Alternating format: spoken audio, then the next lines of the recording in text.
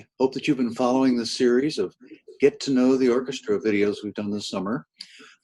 If you have, you know my name is Greg Powell, and I'm the personnel manager and principal bassist of your Saginaw Bay Symphony Orchestra. And each one of these, I've had a discussion with a member of the orchestra so that you, our dear friends in the audience, can get to know these people better. Today, my guest is our concertmaster, Eliot Heaton. So how are you doing, Eliot? Doing very well, thanks. Good to see you, Greg. Good to see you. So I think it's been of interest to our public to know more about the players. And a common question is, what drew you to the violin? Why did you decide you want to play the violin? So I grew up in a large musical family. I'm the youngest of 5 children, and our mom is a piano teacher, and she had us each play a string instrument quite seriously growing up. So there were 2 violinists, a violist, and 2 cellists. And so we didn't really get to pick which instruments we played. This was before we were capable of making those kinds of decisions. I started when I was about 3 years old, but it turned out to be a great fit, and I'm very happy that I got the violin. So are we. So you started at 3. Were you doing the Suzuki method? I did do Suzuki in Ithaca, New York. There's a great Suzuki school there, and they used to come to my small hometown of Geneva, New York, every week and give lessons. And so that's how I got started. And of course, I heard my brothers and sisters practicing every day all throughout the house. So it was kind of in the air, and I just grabbed onto it. Well, in a nutshell, what can you tell me about the Suzuki system method of learning? So I don't actually teach Suzuki when I'm teaching all the way, but I think there were some great concepts. It's supposed to be similar to learning a language. So I didn't learn to read music until pretty late. I had already been playing at a sort of intermediate level for a few years. So you're taught all orally, so the teacher will play something and you play it back until you're able to do that, and then they'll play the next thing. And there's a big reliance on the parent to kind of form the triangle of the teacher, the student, and the parent, so that you're able to improve every time you get the instrument out, and not just at your 1 hour of lesson every week. Well, I know that small children can learn more than 1 language, 2 languages, 3, 4. If they're young enough, they learn them with no accent. They speak all of their languages like a native if they learn them young enough. So would you say that learning to play the violin at that early age makes it a native language for you? Yeah, definitely. Just like I don't remember when I was not able to speak, I don't remember when I did not have the violin as a part of my life. So I think that's something that makes it really special to do, because it's something you're able to do really for your whole entire life. So yeah, I think the parallel with language is very fitting. So when you were in school, like elementary, middle school, high school, were there orchestras for you to play in there? Well, I again grew up in a small town in upstate New York, and there was no orchestra program. So I did join the band when I was in 4th grade. I took up the trombone so that I could kind of participate in music with my friends and my classmates, rather than just my siblings and the other students at the school. So and I played the trombone all the way up through the end of high school, and I've still got one here in case anyone ever needs a trombonist. No one's called me yet, but I'm fingers crossed. I haven't called you. I didn't know this about you. All right. Nice. And so yeah, that could be an unusual doubling, would be violin trombone book.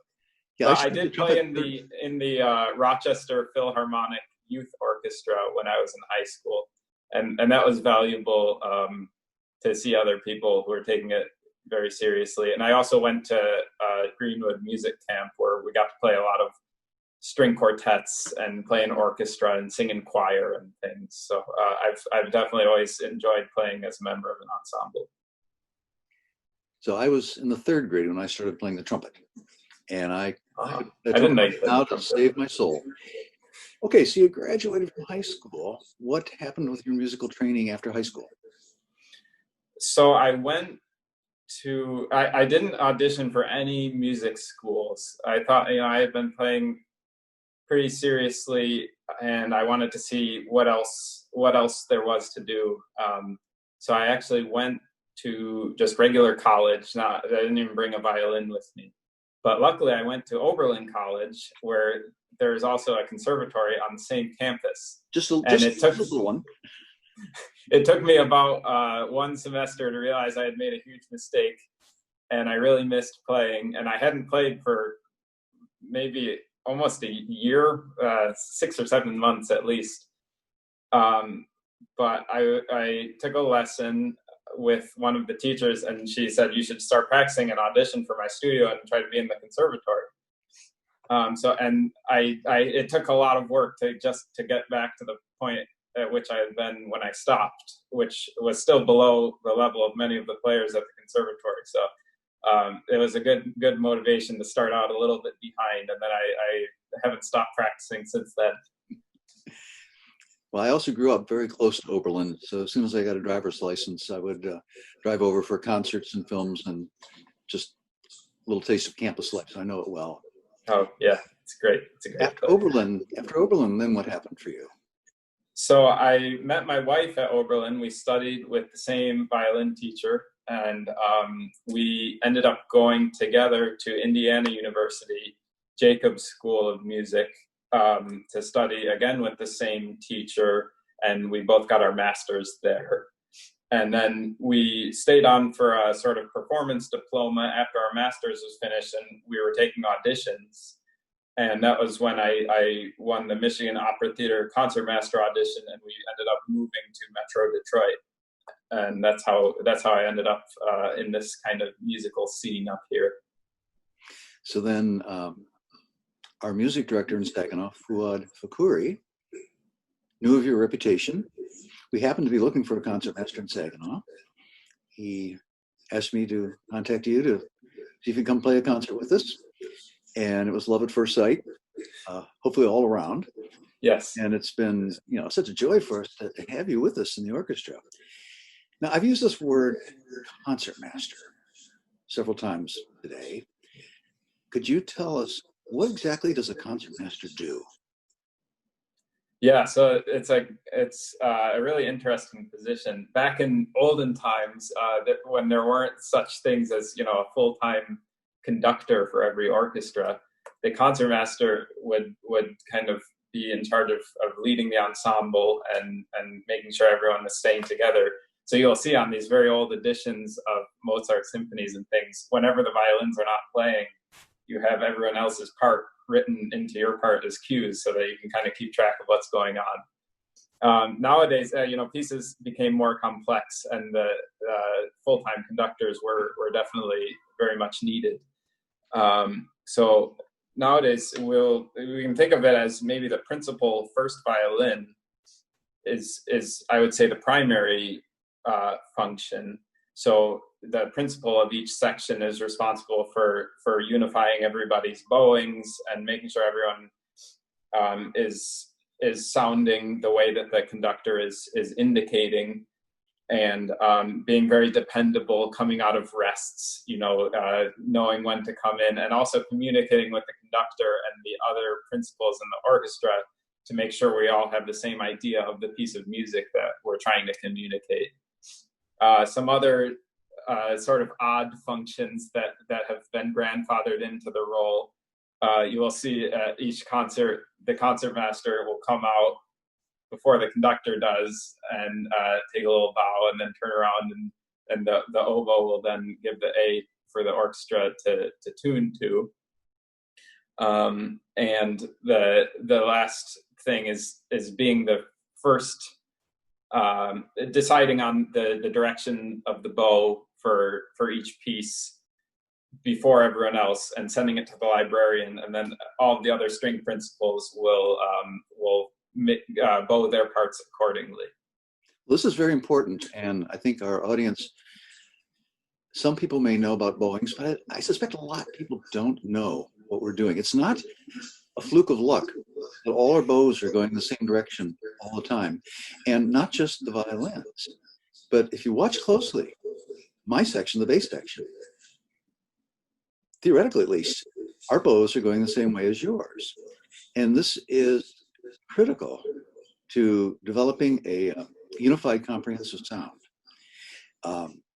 Basically, we can move our bows two ways, up and down. But how we do that affects the sound of the orchestra. What combination of up bows, what combination of down bows, what sort of bow stroke.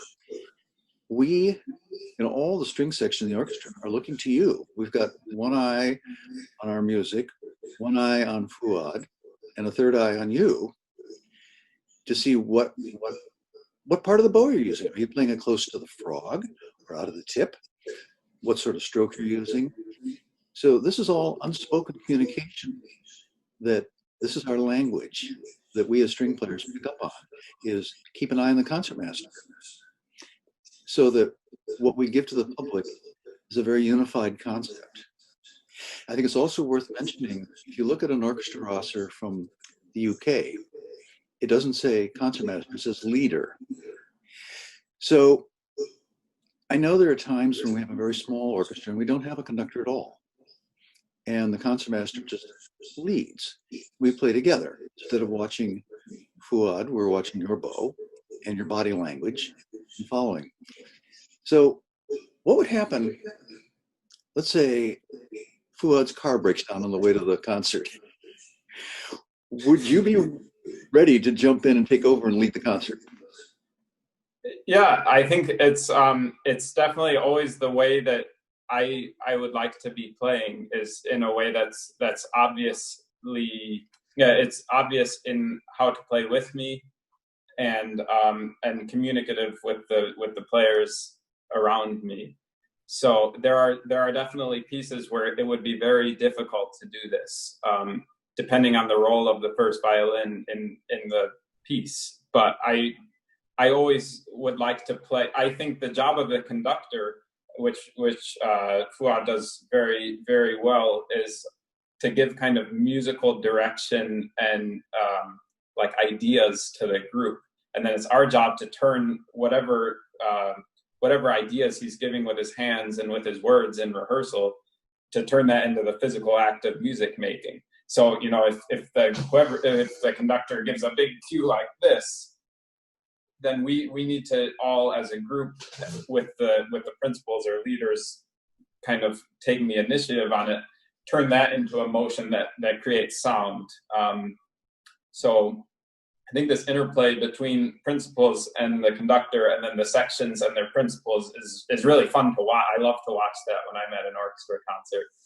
And if the conductor were not going to be there, that would put some more of that musical responsibility and decision making on the principals and on the concertmaster as the kind of first principal, because the first violins generally bear the lion's share of the melodic responsibility. So I would just try to play in a very obvious way and communicate musical ideas through my playing, just like our maestro does through his conducting.